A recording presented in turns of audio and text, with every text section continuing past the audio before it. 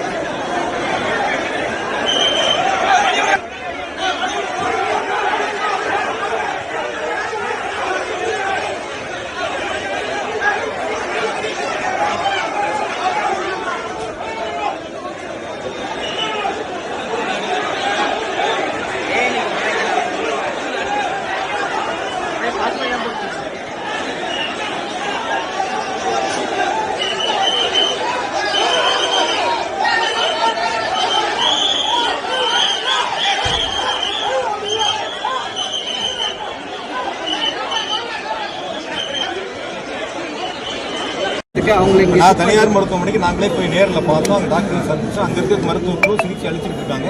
அவங்களே பார்த்து அவங்ககிட்ட சொல்லிட்டு வந்திருக்கோம். எந்த சிகிச்சைகள் இருந்தாலும் சரி, தனியார் மருத்துவமனை அனுமதிக்கப்பட்டவங்களுக்கு அவங்ககிட்ட எதுவும் கட்டணம்லாம் வாங்காதீங்க, நாங்க பாத்துக்கிறோம்னு சொல்லியிருக்கோம்.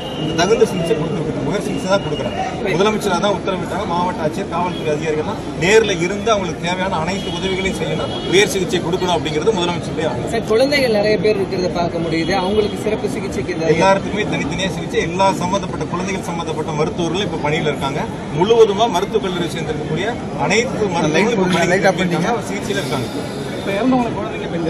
இருக்காங்க. மொத்தம் 31 பேர் இருந்திருக்காங்க சார். கொஞ்சம் குழந்தைகளும் இருக்காங்க, பெண்கள் இருக்காங்க. அதனால இப்ப அது சம்பந்தம் இப்ப பார்த்துட்டு ஏன்னா தொடர்ந்து இப்ப சிகிச்சை கொடுத்துட்டு இருக்கிறாங்க. எந்தவித மீண்டும் கூடுதலாக எந்தவித உயிர் சேதம் ஏற்படாத அளவிற்கு மாவட்ட நிர்வாகம், அரசு மருத்துவமனை, மருத்துவக் கல்லூரி மருத்துவமனை விரைவாக சிகிச்சை கொடுத்துருக்காங்க.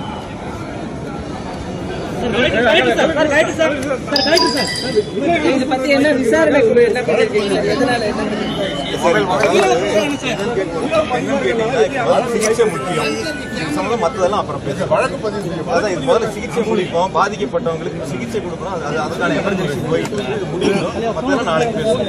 முதல்ல இது ரொம்ப உயிர் காக்கிறது ரொம்ப முக்கியம். முடிச்சுட்டு அப்புறம் பேசுவோம். காவல் கண்காணிப்பு மாவட்ட ஆட்சியர் இருக்காங்க, எல்லா உயர் அதிகாரிகள், ஐடி இருக்காங்க, எல்லாருமே இருக்காங்க. அதனால கண்டிப்பா அதுக்கு அந்த வேலைகள் நடந்துகிட்டு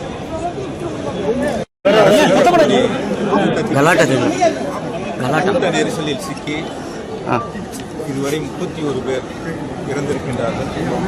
58 பேர் அரசு தலைமை மருத்துவமனை, மருத்துவக் கல்லூரி மருத்துவமனை மற்றும் தனியார் மருத்துவமனையில் சிகிச்சை பெற்று வருகின்றார்கள்.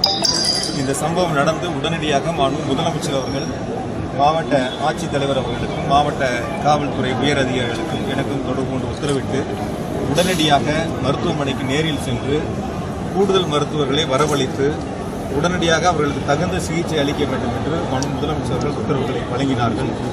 மாண்புமிகு பள்ளிக்கல்வித்துறை அமைச்சர்கள், மாண்புமிகு சுகாதாரத்துறை அமைச்சர்களையும் உடனடியாக நேரில் செல்வதற்கு உத்தரவிட்டு அவர்களுக்கு வந்து கொண்டிருக்கிறார்கள். நாளை காலை முதலமைச்சர் அவர்கள் இங்கு நேரில் வருகை தந்து இந்த பாதிக்கப்பட்ட மக்களை சந்திப்பதற்காக வருகை தர இருக்கின்றார்கள். எனவே இப்பொழுது இருப்பது 42 பேர், 46 பேர் தனியார் மருத்துவமனையில், 12 பேர் மாவட்ட மருத்துவக் கல்லூரி மருத்துவமனையில் சிகிச்சை பெற்று வருகிறார்கள். நம்முடைய மாவட்டத்தினுடைய மாவட்ட மருத்துவக் கல்லூரி மருத்துவமனையில் பணியாற்றக்கூடிய அனைத்து மருத்துவர்களும் இப்பொழுது உடனடியாக பணிக்கு வரவழைக்கப்பட்டு சிகிச்சை அளித்துக் கொண்டிருக்கிறார்கள். கூடுதலாக நாமக்கல் மற்றும் சேலம் மாவட்டங்களிலிருந்து மருத்துவர்களை வரவழைப்பதற்கு உத்தரவிடப்பட்டு அவர் இன்று இரவே அவர் அனைவரும் வந்து சிகிச்சை அளிப்பதற்கு வருகை தந்து கொண்டிருக்கிறார்.